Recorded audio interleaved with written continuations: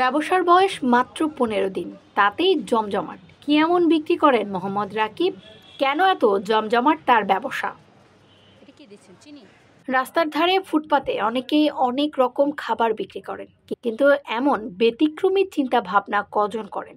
কুষ্টিয়ার বিখ্যাত পোড়া রুটি আর মালাই চা বিক্রি করে রাতারাতি পরিচিতি লাভ করেছেন রাকিব নামের এই যুবক। রাজধানীর পুরানা পল্টনের সিদ্দিক টাওয়ারের সামনে ফুটপাতে এই পোড়া রুটি আর মালাই চা পাওয়া যায়। এই রুটি পোড়ানো হয় বিশেষ উপকরণ দিয়ে। প্রথমে রুটির মধ্যে ঘি দেয়া হয়, এরপর দেয়া হয় চিনি, এরপর আগুনে পোড়ানো হয় রুটি।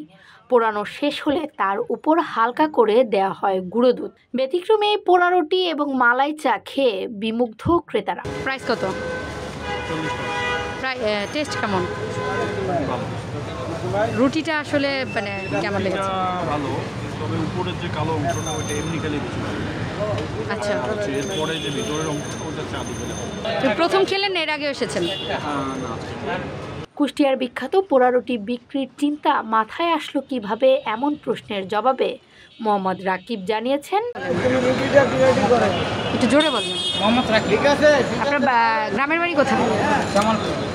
কতদিন ধরে ব্যবসা করছেন? 15 দিন। 15 দিন। এই পুরানো রুটির আইডিয়াটা কোথা থেকে আসলো? কুষ্টিয়া থেকে। কুষ্টিয়াতে কে থাকে আসলে?